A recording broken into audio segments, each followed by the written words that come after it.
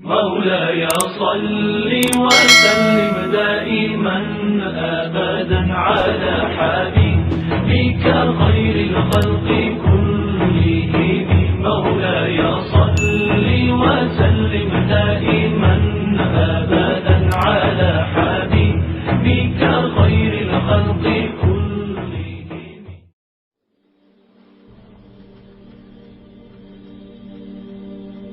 اس موقع پر تمام وقت نے بالاتفاق کہا تھا کہ ہم اسے لے کر اپنے اموال کی تباہی اور اپنے اشراف کو ہلاکت کے خطرے میں ڈالنے کے لیے تیار ہیں. اب وہ وقت آ گیا تھا کہ جب مدینہ والوں کے اس دعوی کی جانچ ہونا تھی. قریش کے لیے خطرہ.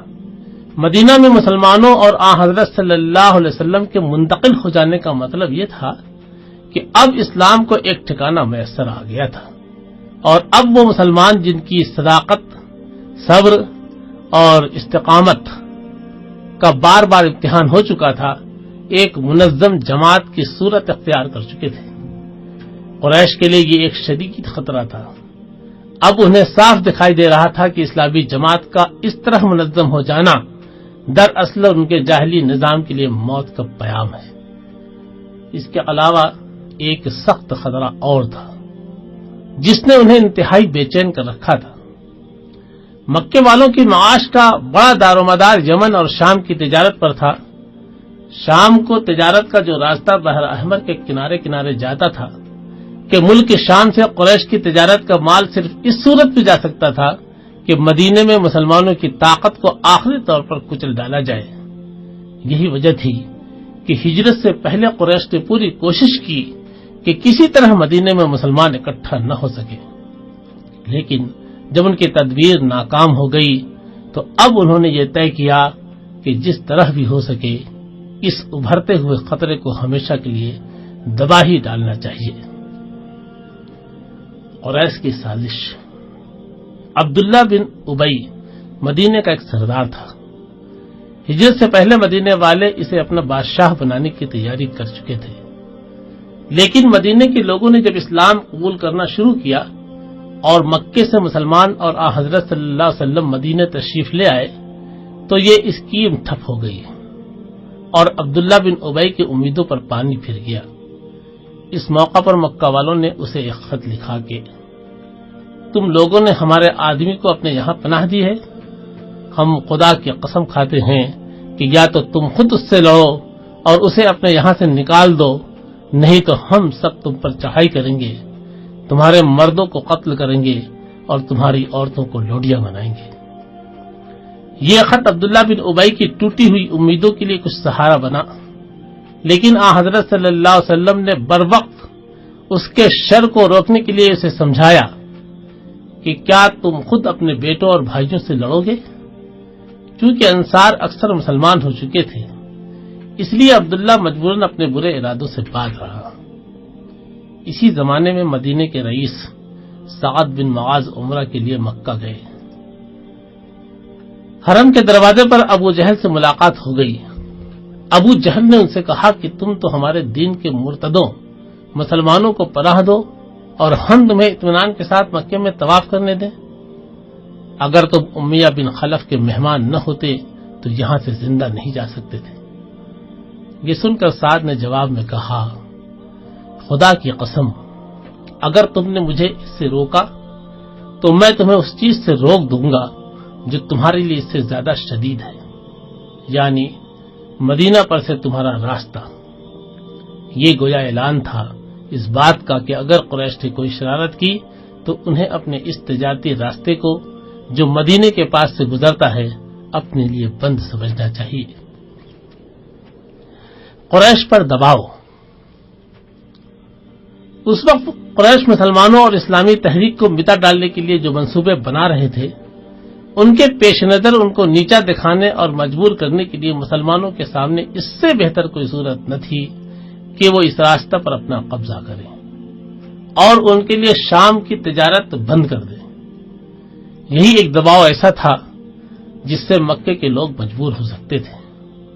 چنانچہ جیسا کہ پہلے ذکر ہو چکا ہے، حضرت صلی اللہ علیہ وسلم نے اس راہ کے قریب بسنے والے یہودی قبیلوں سے مختلف قسم کے معاہدے کر کے اطمینان کر لیا اور پھر قافلوں کو دھمکی دینے کے لیے کبھی کبھی مسلمانوں کے چھوٹے چھوٹے دستے بھیجنا شروع کر دیے۔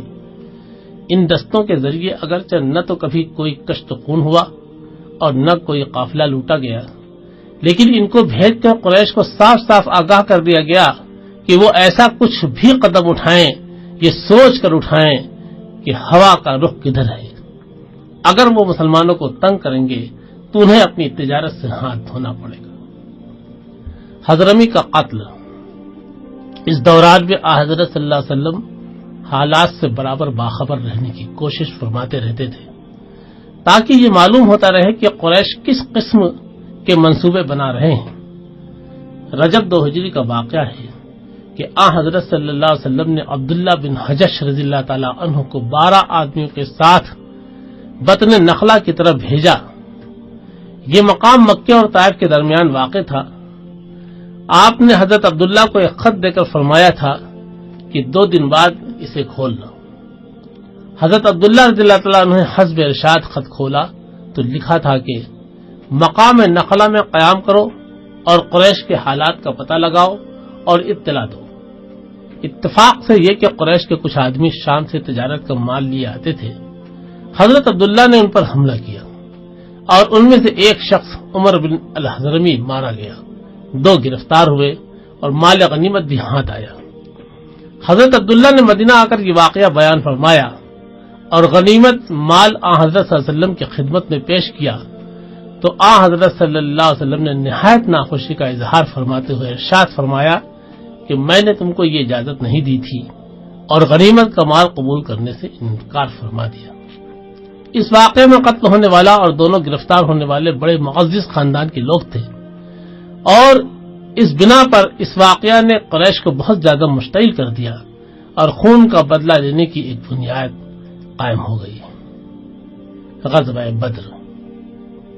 یہ حالات تھے کہ شعبان 2 ہجری، فروری یا مارچ 623 عیسوی میں قریش کا ایک بہت بڑا قافلہ جس کے ساتھ تقریباً 50,000 اشرفی کا سامان تھا، شام سے واپس آتے ہوئے اس علاقے کے قریب آیا جو مسلمانوں کی زد میں تھا۔ اس علاقے کے قریب آیا جو مسلمانوں کی زد میں تھا۔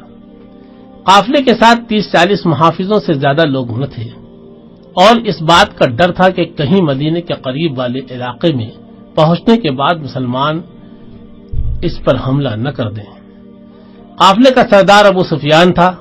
اس نے اس خطرے کو محسوس کر کے ایک شخص کو مکے دوڑا دیا کہ وہ وہاں سے مدد لے کر آئے۔ چنانچہ اس شخص نے مکے میں آ کر ایک شور مچا دیا کہ قافلے کو مسلمان لوٹ رہے ہیں، دوڑو مدد کے لیے دوڑو۔ قافلے میں جو مال تھا اس سے بہت سے لوگوں کا تعلق تھا، پھر یہ قومی مسئلہ بن گیا۔ چنانچہ اس پکار پر قریش کے تمام بڑے بڑے سردار لڑائی کے لیے نکل کھڑے ہوئے اور تقریباً 1000 جوشیلے جوانوں کی ایک فوج تیار ہو گئی۔ یہ فوج انتہائی جوش اور شان و شوقت کے ساتھ روانہ ہوئی کہ اب مسلمانوں کا خاتمہ کر ڈالنا چاہیے تاکہ یہ روز روز کی جھنجٹ ہی مٹ جائے۔ ایک طرف مال کے بچانے کی خواہش، دوسری طرف پرانی دشمنی اور تعصب کا جوش، غرض یہ کہ لوگ انتہائی دیوانگی اور غضبناکی کے ساتھ مدینہ پر چڑھائی کے لیے روانہ ہوئے۔ قریش کی چڑھائی ہے۔ ادھر نبی صلی اللہ علیہ وسلم کو بھی ان حالات کی اطلاعات پہنچ رہی تھی۔ آپ صلی اللہ علیہ وسلم نے یہ محسوس فرمایا کہ اب وہ وقت آ گیا ہے کہ اگر اس وقت قریش کو اپنے ارادوں میں کامیابی ہو گئی اور انہوں نے مسلمانوں کی اس نئی جماعت کو نیچا دکھا دیا تو پھر اسلامی تحریک کے پنپنے کا سوال انتہائی مشکل ہو جائے گا، اور ہو سکتا ہے کہ اسلام کی آواز ہمیشہ کے لیے دب جائے۔ مدینہ میں آئے ہوئے ابھی 2 سال بھی نہ ہوئے تھے۔ انصار لڑائی کے معاملے میں نا تجربہ کار تھے۔ یہودیوں کے بھی بہت سے قبیلے مخالفت پر آمادہ تھے۔ خود مدینے میں منافقوں اور مشرکوں کی موجودگی ایک بہت بڑا مسئلہ تھا۔ ایسے حالات میں اس بات کا اندیشہ تھا کہ اگر قریش مدینہ پر چڑھ آئے تو ہو سکتا ہے کہ مسلمانوں کی مٹھی بھر جماعت کا خاتمہ ہو جائے، اور اگر وہ حملہ نہ بھی کریں بلکہ اپنے زور سے قافلے کو بچا کر نکال لے جائے تو بھی مسلمانوں کی ایک ایسی ہوا اکھڑ جائے گی کہ پھر آئندہ آس پاس کے قبیلوں کو مسلمانوں کے دبا لینے میں کوئی اندیشہ باقی نہ رہ جائے گا۔ اور وہ قریش کے اشاروں پر مسلمانوں کو پریشان کرنا شروع کر دیں گے۔ ادھر مدینہ کے یہودی، منافقین اور مشرکین بھی سر اٹھائیں گے اور مسلمانوں کا جینا دوبھر کر دیں گے۔ اسی لیے حضرت صلی اللہ علیہ وسلم نے فیصلہ فرمایا کہ اس وقت جو طاقت بھی میسر ہے اسے لے کر میدان میں نکلے اور یہ فیصلہ ہو جائے کہ جینے کا حق کسے ہے اور کسے نہیں۔ مسلمانوں کی تیاری، یہ فیصلہ کر لینے کے بعد نبی صلی اللہ علیہ وسلم نے مہاجرین اور انصار کو جمع کیا اور پورے حالات ان کے سامنے صاف صاف رکھ دیے کہ ایک طرف مدینے کے شمال میں تجارتی قافلہ ہے اور دوسری طرف جنوب میں قریش کا لشکر چلا رہا ہے۔ اللہ کا وعدہ ہے کہ ان دونوں میں کوئی ایک تمہیں مل جائے گا، بتاؤ تم کس کے مقابلے پر چلنا چاہتے ہو۔ جواب میں بہت سے صحابہ نے یہی خواہش ظاہر کی کہ قافلہ پر حملہ کیا جائے، لیکن نبی صلی اللہ علیہ وسلم کے پیش نظر تو کچھ اور ہی تھا، اس لیے آپ نے پھر اپنا سوال دہرایا۔ اس پر مہاجرین میں سے ایک صحابی مقداد بن عمرو نے اٹھ کر کہا، یا رسول اللہ، جدھر آپ کو آپ کا رب حکم دے رہا ہے اس طرف چلیے، ہم آپ کے ساتھ ہیں۔ ہم بنی اسرائیل کی طرح یہ کہنے والے نہیں ہیں کہ جاؤ تم اور تمہارا خدا دونوں لڑیں، ہم یہاں بیٹھے ہیں۔ مگر اس معاملے میں آخری رائے قائم کرنے سے پہلے انصار کی رائے معلوم کرنا ضروری تھا، اس لیے حضور صلی اللہ علیہ وسلم نے ان لوگوں کو براہ راست مخاطب کر کے اپنے سوال کو دہرایا۔ اس پر حضرت سعد بن معاذ اٹھے اور کہا، یا رسول اللہ، ہم آپ پر ایمان لائے ہیں، آپ کی تصدیق کر چکے ہیں، اس بات کی گواہی دے چکے ہیں کہ آپ جو کچھ لائے ہیں وہ حق ہے، آپ کی اطاعت کا پختہ عہد باندھ چکے ہیں۔ پس اے اللہ کے رسول، آپ نے جو کچھ ارادہ فرما لیا ہے اسے کر گزریے، قسم ہے اس ذات کی جس نے آپ کو حق کے ساتھ بھیجا ہے، اگر آپ ہمیں لے کر سمندر پر جا پہنچے اور اس میں اتر جائیں تو ہم میں سے ایک بھی پیچھے نہ رہے گا، ہم جنگ میں ثابت قدم رہیں گے، مقابلے میں سچی جانساری دکھائیں گے، اور بعید نہیں کہ اللہ آپ کو ہم سے وہ کچھ دکھوا دے جسے دیکھ کر آپ کی آنکھیں ٹھنڈی ہو جائیں۔ بس اللہ کی برکت کے بھروسے پر آپ ہمیں لے چلیں۔ ان تقریروں کے بعد فیصلہ ہو گیا کہ قافلے کے بجائے لشکر ہی کے مقابلے کے لیے چلنا ہے، لیکن یہ فیصلہ کوئی معمولی فیصلہ نہ تھا۔ مسلمانوں کی جماعت قریش کے مقابلے میں بہت کمزور تھی، لڑائی کے قابل لوگوں کی تعداد 300 سے کچھ ہی زیادہ تھی، جن میں سے 2-3 کے پاس گھوڑے تھے اور اونٹ بھی 70 سے زیادہ نہ تھے۔ لڑائی کا سامان بھی ناکافی تھا، صرف 60 آدمیوں کے پاس زرہیں تھیں۔ اسی لیے مسلمانوں میں تھوڑے سے لوگوں کو چھوڑ کر لوگ دلوں میں ڈر رہے تھے اور انہیں ایسا معلوم ہو رہا تھا وہ یا جانتے بوجھتے موت کے منہ میں جا رہے ہیں۔ سورہ انفال کی یہ آیات اسی نقشے کو پیش کرتی ہیں۔ جس طرح نبی صلی اللہ علیہ وسلم تیرا رب تجھے حق کے ساتھ تیرے گھر سے نکال لایا اور مومنوں میں سے ایک گروہ کو یہ سخت ناگوار تھا، وہ اس حق کے معاملے میں تجھ سے جھگڑ رہے تھے، حالانکہ وہ صاف صاف ظاہر ہو چکا تھا۔ ان کا حال یہ تھا کہ گویا وہ آنکھوں دیکھتے موت کی طرف ہانکے جا رہے ہیں۔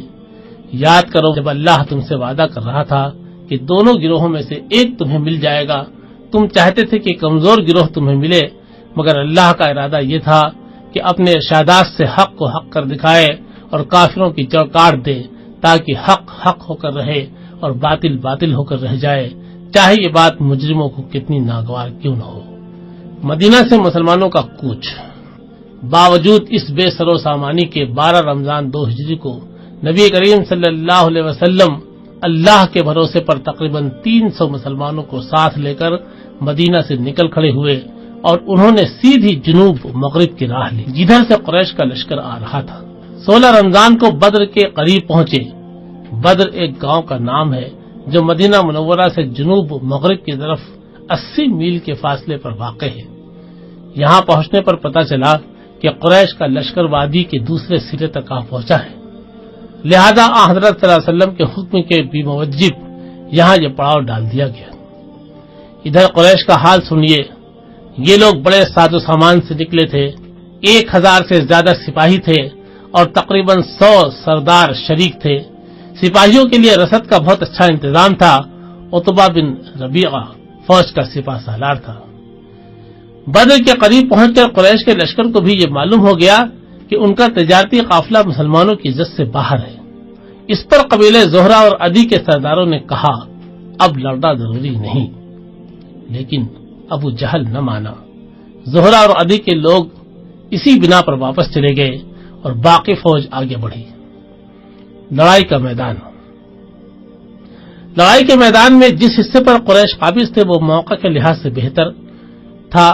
زمین پختہ تھی، لیکن جس پر مسلمانوں نے پڑاؤ ڈالا تھا وہ ریتیلی تھی اور سپاہیوں کے پاؤں دھنستے تھے۔ رات کو سب سپاہیوں نے آرام کیا، لیکن نبی کریم صلی اللہ علیہ وسلم تمام رات دعا میں مصروف رہے اور 17 رمضان کو نماز فجر کے بعد آپ نے جہاد پر واز فرمایا اور اصول جنگ کے لحاظ سے فوجوں کی صفیں درست کی۔ روزے اسی سال فرض ہوئے تھے اور یہ عجیب آزمائش تھی کہ مسلمانوں کو پہلے ہی رمضان میں اپنے سے 3 گنا فوج کے مقابلے میں جنگ کے لیے تیار ہونا پڑا۔ اسی رات کو 2 باتیں ایسی ہوئیں جو اللہ تعالی کے خصوصی کرم کا مظہر تھی۔ ایک تو یہ کہ مسلمانوں کو سکون کے ساتھ نیند آئی اور صبح تازہ دم ہو کر اٹھے۔ دوسرے، اسی رات کو بارش ہو گئی۔ بارش ہو جانے سے ریتیلی زمین سخت ہو گئی اور مسلمانوں کے لیے میدان اچھا ہو گیا۔ اس کے برخلاف اسی بارش سے اس حصے میں کیچڑ ہو گئی جس میں قریش کا لشکر تھا۔ ان کے پاؤں دھنسنے لگے۔ مسلمانوں کے لیے تالابوں میں پانی جمع ہو گیا جن سے انہوں نے غسل کیا اور وضو وغیرہ کا آرام ہو گیا۔ دل کا ہراس اور گھبراہٹ دور ہو گئی اور مسلمان پورے اطمینان کے ساتھ مقابلے کے لیے تیار ہو گئے۔ جنگ کی ابتدا۔ جس وقت دونوں لشکر ایک دوسرے کے مقابل ہوئے تو یہ ایک عجیب منظر تھا۔ ایک طرف اللہ پر ایمان رکھنے والے اور اس کے سوا کسی دوسرے کی بندگی اور اطاعت قبول نہ کرنے والے 313 مسلمان تھے جن کے پاس لڑائی کا سامان بھی ٹھیک سے نہیں تھا، اور دوسری طرف ساز و سامان سے لیس 1000 سے زائد کافروں کا لشکر تھا جو اس فیصلے کے ساتھ آئے تھے کہ توحید کی اس آواز کو ہمیشہ کے لیے دبا کر ہی دم لیں گے۔ اس موقع پر نبی کریم صلی اللہ علیہ وسلم نے خدا کے آگے دعا فرمائی کہ اے اللہ، یہ قریش ہیں، اپنے سامان غرور کے ساتھ آئے ہیں تاکہ تیرے رسول کو جھوٹا ثابت کریں۔ اے اللہ، بس اب تیری وہ مدد آ جائے جس کا تو نے مجھ سے وعدہ فرمایا۔ اے اللہ، اگر آج یہ مٹھی بھر جماعت ہلاک ہو گئی تو پھر روئے زمین پر تیری عبادت کہیں نہ ہوگی۔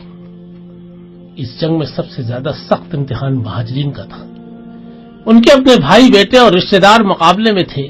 کسی کا باپ، کسی کا چچا، کسی کا ماموں اور کسی کا بھائی اسی کی تلوار کی زد میں تھا، اور ان کو اپنے ہاتھوں سے اپنے جگر کے ٹکڑوں کو کاٹنا پڑ رہا تھا۔ اس سخت امتحان میں وہی لوگ ٹھہر سکتے تھے جنہوں نے واقعی سچے دل سے اللہ سے یہ عہد کیا تھا کہ جن رشتوں کو اس نے جوڑا ہے وہ بس انہی کو جوڑے گے، اور جن کو اس نے کاٹنے کا حکم دیا ہے ان کو کاٹ پھینکیں گے، چاہے وہ رشتے ان کے کتنے ہی عزیز کیوں نہ ہوں۔ لیکن ساتھ ہی انصار کا امتحان بھی کچھ کم سخت نہ تھا۔ اب تک تو عرب کے کفار اور مکے کے مشرکین کی نظر میں ان کا جرم بس اتنا ہی تھا کہ انہوں نے ان کے دشمنوں یعنی مسلمانوں کو پناہ دی تھی، لیکن اب تو وہ کھل کر اسلام کی اعانت پر کفار سے جنگ کرنے کے لیے نکل آئے تھے۔ اس کا مطلب یہ تھا کہ انہوں نے اپنی بستی مدینے کے خلاف سارے عرب کو دشمن بنایا تھا، حالانکہ مدینے کی آبادی 1000 سے زیادہ نہیں تھی۔ یہ ہمت وہی لوگ کر سکتے تھے جن کے دلوں میں اللہ اور اس کے رسول کی محبت اور آخرت کے پختہ ایمان نے پورا پورا گھر کر لیا ہو، ورنہ یوں اس طرح اپنے مال و جائیداد اور اپنے بیوی بچوں کو کون سارے عرب کی دشمنی کے خطرے میں بدل سکتا تھا۔